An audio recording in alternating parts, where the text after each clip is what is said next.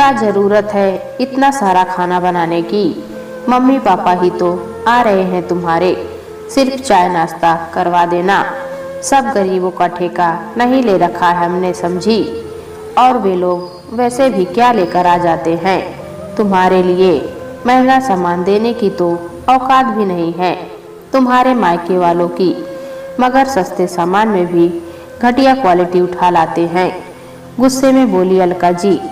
यह सुनते ही निधि की सारी खुशी पल में चकनाचूर हो गई। कितनी खुश थी निधि सुबह से, जब से अब उसके पापा का फोन आया था और उन्होंने बताया था कि वे निधि के ससुराल के शहर कुछ काम से आए हैं, तो थोड़ी देर के लिए निधि से मिलने उसके घर भी आएंगे।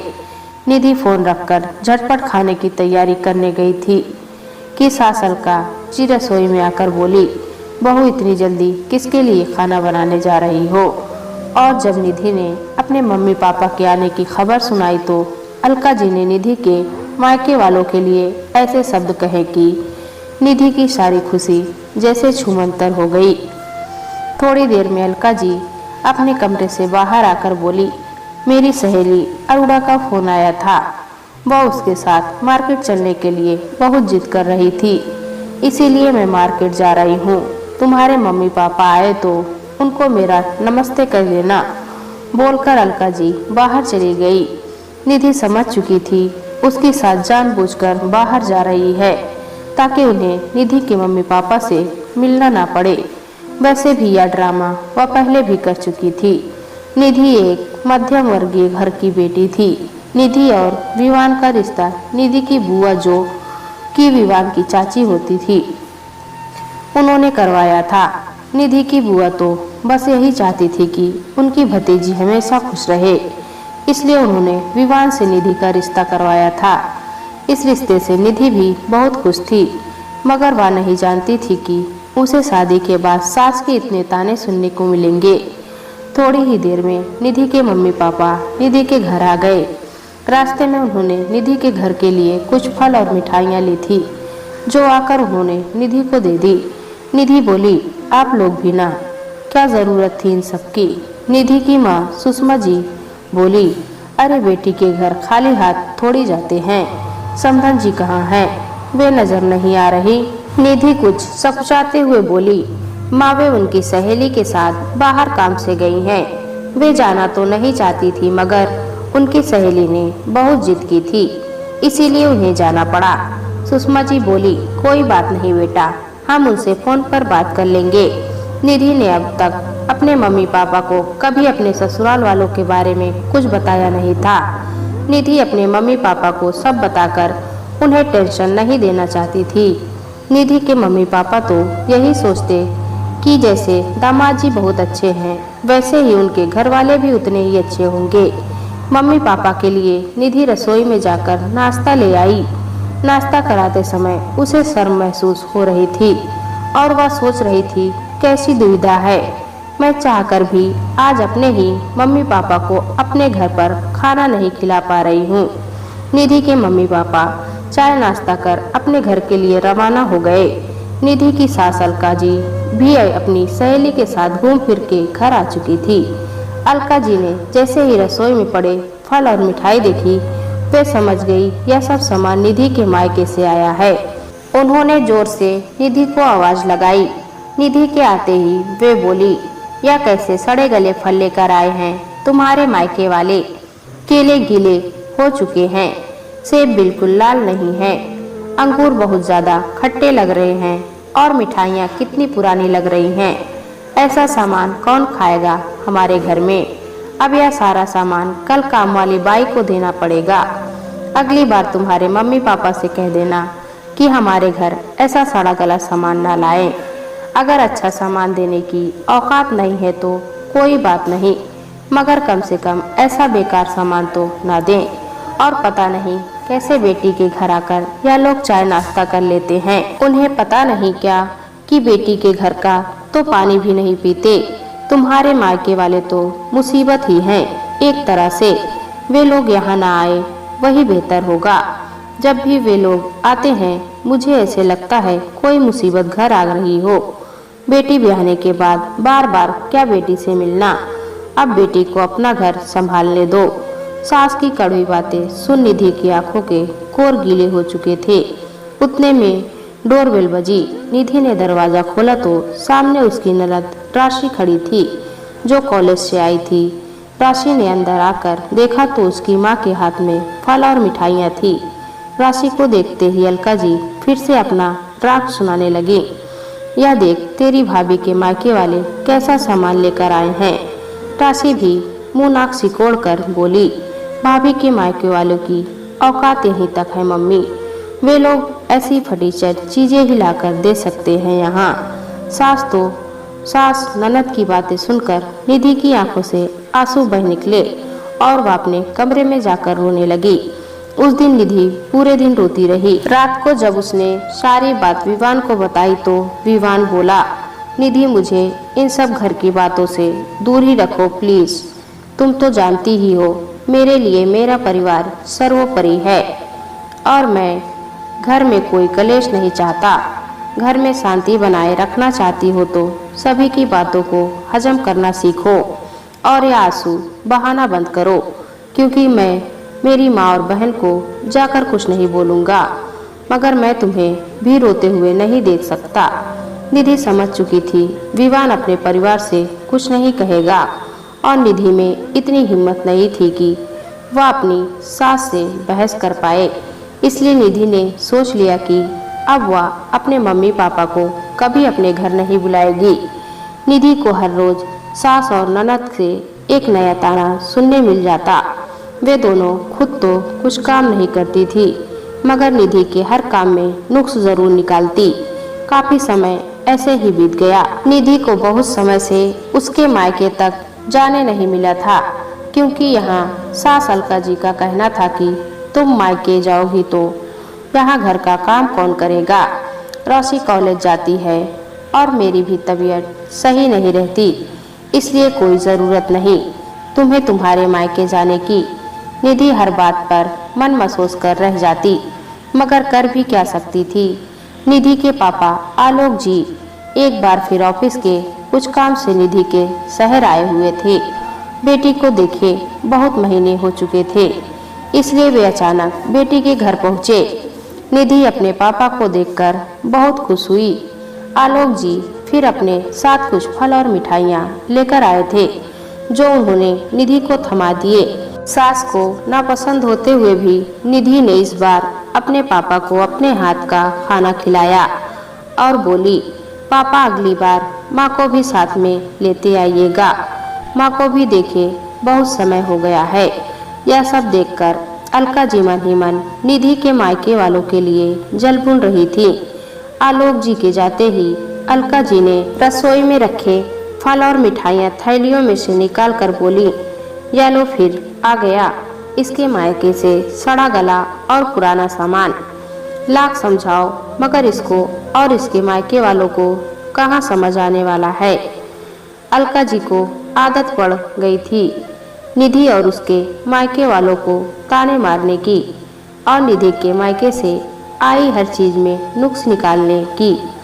अलका जी अपनी बेटी राशि को बुलाकर बोली, राशि जा यह सब सामान मेरे कमरे में रख दे, या तो काम वाली बाई को दे देंगे या किसी ज़रूरतमंद में बांट देंगे।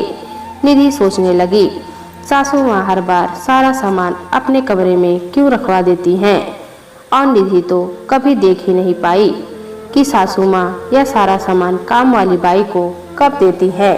एक बार काम वाली भी बता रही थी कि मालकिन ने तो मुझे कुछ सामान नहीं दिया कभी।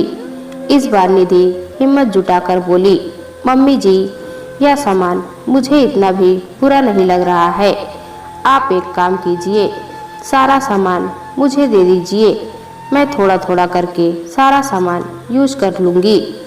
अलका जी बोली, और यह सारा पुराना सामान यूज करके तुम बीमार पड़ गई तो घर का काम कौन करेगा, और तेरे इलाज में मेरे बेटे के पैसे खर्च हो 100 अलग। कोई ज़रूरत नहीं तुम्हें ऐसा खराब सामान यूज करने की। जाओ चुपचाप रसोई का काम करो। आज मुझसे बिना पूछे अपने पापा को खाना खिला दिया, फिर भी मैं कुछ बोली नहीं। तेरे मायके वाले नहीं मुसीबत है, या लोग मेरे लिए कह देती हूँ। इस बार तो कुछ ना बोली, मगर अगली बार चुप ना रहूंगी, समझी। या लोग जब भी यहाँ आते हैं मुझे यही लगता है, यह मुसीबत हमारे घर क्यों चली आती है। निधि हर बार सास के मुंह से अपने मायके वालों के लिए मुसीबत सब सुनती तो उसे बहुत बुरा लगता। उतने में उसे विवान की सारी बातें याद आ गई कि वह नहीं चाहता घर में कोई कलेश हो या तुम सास बहू में कोई झगड़ा हो। निधि बात का बतंगड़ बनाए बिना चुप रह जाती है, मगर इस बार निधि ठान लेती है कि वह देखकर रहेगी कि सासू माँ यह सारा सामान बाई को कब देती हैं। 2-3 दिन गुजर जाने पर जब निधि देखती है कि सास ने वह सामान किसी को नहीं दिया, तो वह सास की अनुपस्थिति में उसके कमरे में जाकर देखती है तो दंग रह जाती है। उसमें से आधा सामान उड़ चुका था। मतलब वह समझ चुकी थी कि उसकी सास और ननद उसके मायके से आया हुआ सामान अकेले अकेले चंपत कर जाते थे और दिखाने को सिर्फ निधि के मायके वालों के लाए सामान में इतना सारा नुक्स निकालते थे। जब निधि ने सास अलका जी से इस विषय पर बात की तो अलका जी बोली, हाय, हमारे घर में क्या खाने की कमी है जो तेरे मायके से आया हुआ सामान खाएंगे हम। उसमें से आधा सामान मैं उसी दिन मंदिर के बाहर बैठे भिखारियों को दे आई थी और आधा सामान कल देने वाली हूँ। अलका जी ने फिर बात को घुमा दिया था, जबकि निधि ने उन्हें वह सामान बाहर ले जाते हुए भी नहीं देखा था। निधि अब समझ चुकी थी उसकी सास झूठी और पाखंडी है, इसलिए उनसे बहस करना मतलब अपना मुंह खराब करना है। निधि ने विवान को भी कुछ नहीं बताया, क्योंकि विवान को अपनी माँ और बहन पर बहुत विश्वास था और निधि विवान को यह सब बताकर उसका विश्वास तोड़ना नहीं चाहती थी। निधि ने सब कुछ भगवान पर छोड़ दिया और वह पहले की तरह अपना घर संभालने में लग गई। एक रोज राशि का भी रिश्ता तय हो गया और अलका जी ने खूब धूमधाम से अपनी बेटी की शादी की। दोनों माँ बेटी फोन पर रोजाना बात करते। राशि अपनी माँ को अपने ससुराल की सारी बातें बताती। राशि को भी अपने ससुराल में उन्हीं चुनौतियों का सामना करना पड़ रहा था जिन चुनौतियों से निधि यहाँ गुजरी थी। अब अलका जी को अपनी बेटी की बहुत चिंता होने लगी थी। अलका जी अब बेटी के माँ के किरदार में आ गई थी। वही अलका जी जिन्होंने सास के किरदार में अपनी बहू को खूब परेशान किया था, अब माँ के किरदार में वह हमेशा चिंता में रहती और यहाँ कहती रहती, हाय मेरी बेटी कितनी दुखी हो गई है। वहाँ घर के सारे कामकाज अकेले करती है, सबका ध्यान रखती है, उसके सास ससुर को बराबर समय पर खाना दे देती है, फिर भी उसकी सास और ननद उसके हर काम में नुक्स निकालते हैं। उनको मेरी बेटी की अच्छाई दिखती नहीं क्या? यहाँ निधि उनको ऐसे देखकर सोचती कि आपने और आपकी बेटी ने मेरे साथ भी तो यही किया था, तब आप लोगों को भी तो मेरी अच्छाई कहाँ दिखाई देती थी। थोड़े दिन बाद अलका जी को खबर मिली कि राशि की तबीयत खराब हो गई है। वह तुरंत राशि से मिलने उसके ससुराल जाने के लिए निकल पड़ी। बेटी के ससुराल पहली बार जा रही थी, इसलिए रास्ते में से उन्होंने फल और मिठाइयाँ ले ली और राशि से मिलने उसके ससुराल पहुंची। राशि भी माँ को देखकर खुश हुई और उसकी तबीयत भी पहले से कुछ बेहतर थी। रसोई में जाकर राशि अपनी माँ के लिए चाय नाश्ता ले आई।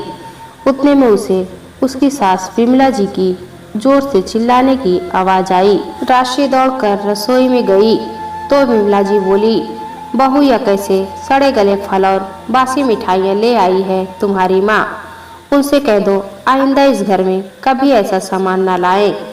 हमारे यहाँ खाने की कुछ कमी नहीं है। हमारी तो काम वाली बाई भी यह सामान नहीं ले जाएगी और गलती से उसे दे दिया और वह बीमार पड़ गई तो घर का काम कौन करेगा और ऊपर से हमें कोसेगी। वह अलग और बोलेगी, मालकिन ऐसा सड़ा गला सामान आपने मुझे क्यों दिया? हम गरीब जरूर हैं मगर अच्छा खाते हैं, इसलिए आइंदा से अपनी माँ को कह देना कि यहाँ कुछ भी सामान लाने की कोई ज़रूरत नहीं। तुम्हारे मायके वाले ना हुए, मुसीबत की टोकरी हो गई। यह तो विमला जी की आवाज़ बाहर हॉल में बैठी अलका जी के कानों में साफ साफ सुनाई दे रही थी। उनकी आंखों से आंसू बह निकले। तुरंत उन्होंने अपने आंसू पोंछे कि कोई देख ना ले।